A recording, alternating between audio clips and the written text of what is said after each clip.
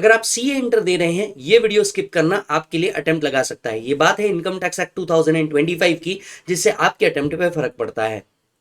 मुझे जेन्युइनली नहीं पता कि तुम्हें ये बात कोई बता क्यों नहीं रहा है। प्लीज बड़े ध्यान से सुनिएगा, और ये हर उस बच्चे के लिए रिलेवेंट है जो अपना 2026 एंड 27 में अपना क्या दे रहा है, अटेम्प्ट दे रहा है। यहां मैं बच्चों को दो पार्ट के अंदर में डिवाइड करना चाहूंगा। एक जो सितंबर 26 देने के बाद जैन 27 में अपना अटेम्प्ट देने जा रहे हैं, और दूसरे वो जिनका फर्स्ट अटेम्प्ट ही जैन 27 के अंदर में आ रहा है, क्योंकि उनके करियर के लिए ये बहुत ही क्रूशल मोड है। प्लीज ध्यान से सुनिएगा। पहली बात करते हैं उन लोगों की जिन लोगों ने सितंबर 26 में अपना एग्जाम दिया होगा और जैन 27 में अपना एग्जाम देना चाह रहे हैं। जो बच्चे अपना जैन 27 के अंदर में एग्जाम देना चाह रहे हैं, आपके लिए तो क्लियर कट एक ही बात है, आपको ईमानदारी से अपना ग्रुप 1 देना है। क्यों? क्योंकि इनकम टैक्स एक्ट 2025 नया आ रहा है। तो आपको कुछ भी करो, आपके लिए डिसीजन यही है, आपको आपका बोध ग्रुप देना है, या आपको एटलीस्ट ग्रुप 1 दे करके मेक श्योर करना है कि आप उसको क्लियर कर ले। तो जैन 27 में या तो आपको बोथ ग्रुप देना है, या तो आपको ग्रुप 1 देकर के एटलीस्ट मेक श्योर कर लेना है कि आप वो क्लियर कर ले। तो वो बच्चे जो कई मल्टीपल अटेम्प्ट्स लगा करके आ रहे हैं, मैं आपको बता दूं, आपके लिए डिसीजन बड़ा क्लियर है। When it comes to Jan 27, make sure आप बोथ ग्रुप क्लियर हो जाए जैन 27 के अंदर में, या मेक श्योर एटलीस्ट अगर आपको एक ग्रुप देने की इच्छा है तो वो जो ग्रुप हो वो आपका हो जैन 27 के अंदर में ग्रुप 1, और उसके अंदर में आप अपना टैक्सेशन बड़ा क्लियर कर ले। पहला पॉइंट समझ में आया सभी को? तो जो बच्चे सितंबर से जनवरी 27 में शिफ्ट हो रहे हैं, उनको या तो बोथ ग्रुप जनवरी 27 में देकर के क्लियर करना है, बाय हुक बाय क्रुक, आंधी आए तूफान यहां पर फट जाए, या फिर उनको मेक श्योर करना है कि भैया उनका क्या हो जाए, एटलीस्ट एक ग्रुप ही अगर देना है तो वो ग्रुप 1 हो, एंड मेक श्योर करे कि ग्रुप 1 क्लियर ही हो जाए। इतनी प्रैक्टिस कर डालो, इतनी प्रैक्टिस कर डालो कि क्लियर हो जाए।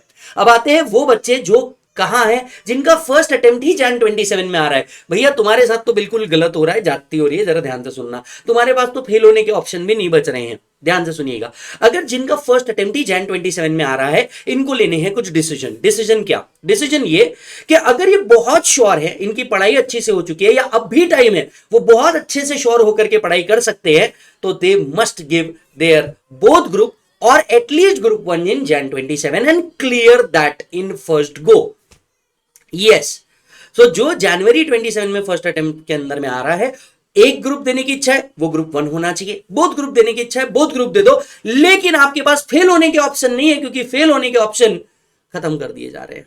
अब आते हैं नेक्स्ट बच्चा, अब आते हैं वो बच्चा जो डाइसी है, या फिर बाय दैट टाइम जब वो ये वीडियो देख रहा है तो वो डाइसी हो सकता है कि यार मेरा ये प्रिपरेशन नहीं हो रहा है, मैंने प्रिपेयर करने की कोशिश की थी बट किसी रीजन की वजह से प्रिपेयर नहीं हो रहा है।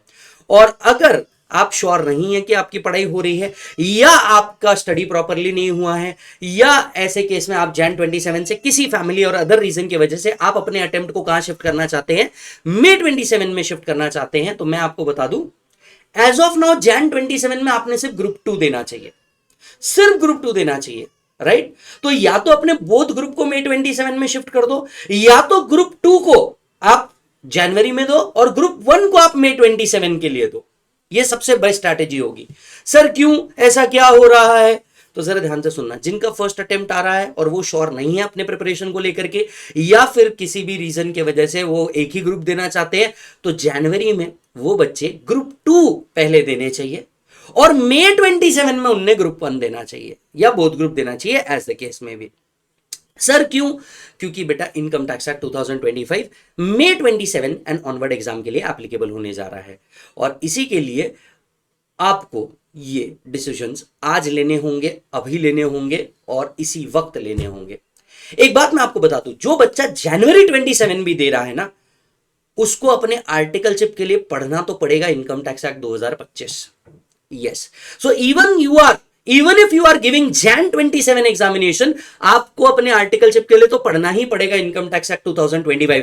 बहुत गांव के नए लोग राइट आपको ज्ञान देंगे कि जैन 27 के अंदर में भैया आप ओल्ड तो पढ़ ही लो, फिर न्यू पढ़ लेना, बेस सेम है, ये सेम है, वो सेम है। पढ़ने वाले को पता है उसकी प्रॉब्लम क्या है, जिसको तकलीफ होती है उसको समझ में आता है, बाकी लोग सिर्फ ज्ञान देंगे। है ना। मैं एकदम जेन्युइन बात बता रहा हूं, अगर आप मेरे जैसे एवरेज बच्चे हैं, या तो इस पार हो जाना या तो उस पार हो जाना, ये मिड में मत लटकना। और है ना, ये सुनने समझने देखने के लिए अच्छा लगता है कि पेंटिंग आगे चल के खराब हो गई तो पेंटिंग ही तो है, एक बार और बना लेना। जो पेंट कर रहा है उसको समझ में आता है कि उसमें पहले भी एफर्ट्स लगते हैं और बाद में भी एफर्ट्स लगते हैं, और सिर्फ यही एक सब्जेक्ट नहीं है, बहुत सारे सब्जेक्ट है ना। तो नौसिखिए जैसे बात, नौसिखिए जैसे डिसीजन बिल्कुल मत लेना। जैन 27 में अगर एक ही ग्रुप देना है तो वो ग्रुप 1 होना चाहिए। बोथ ग्रुप देके क्लियर हो सकते हो तो बोथ ग्रुप देना चाहिए, नहीं तो अपने बोथ ग्रुप के डिसीजन को May 27 में शिफ्ट कर देना, क्योंकि कुछ भी कर लो आर्टिकलशिप के लिए तो तुम्हें वैसे भी इनकम टैक्स एक्ट 2025 पढ़ना ही पड़ेगा। You don't have any option, पढ़ना ही पड़ेगा, क्योंकि आर्टिकलशिप में जब जाओगे तब तक इनकम टैक्स एक्ट 2025 भी लग चुका होगा, है ना, क्योंकि वो 1 अप्रैल 26 से लग रहा है।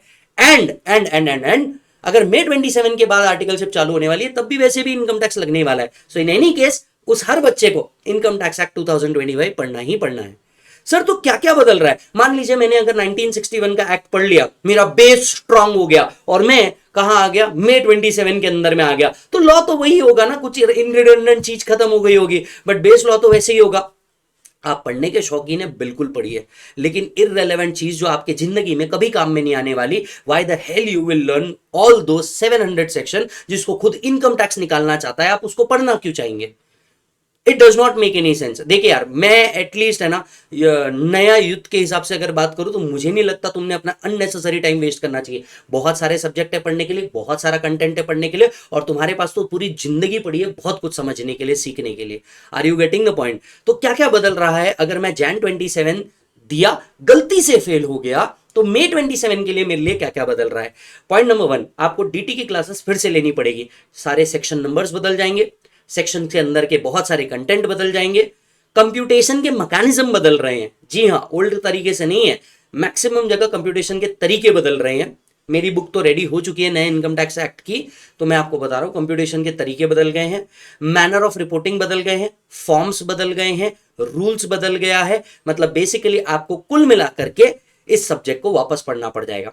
सर क्या सिर्फ डीटी पढ़ना पड़ेगा या अकाउंट्स, जीएसटी, लॉ भी पढ़ना पड़ेगा मुझे वापस से? तो मैं आपको क्लियर बता दूं, अकाउंट्स में आपका कुछ नहीं बदल रहा, लॉ में आपका कुछ नहीं बदल रहा, अनलेस एंड अनटिल कुछ चेंजेस आ जाए, बट इनकी क्लासेस आपको लेने की जरूरत नहीं पड़ेगी। But DT and for that matter IDT की क्लासेस शायद लेनी पड़ सकती है। आईडीटी भी इतना नहीं, क्योंकि एक्ट में डीटी ही बदल रहा है।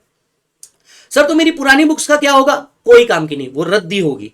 तो Jan 27 में अगर आप फेल हो गए तो आपकी एटलीस्ट डीटी के जो पुराने लेक्चर है, डीटी की जो पुरानी बुक है, डीटी के जितना भी आपने मटेरियल प्रिपेयर किया है, जो आपके पर्सनल नोट्स भी है, ये सब वेस्ट है, क्योंकि अब May 27 के लिए ये इररिलेवेंट है।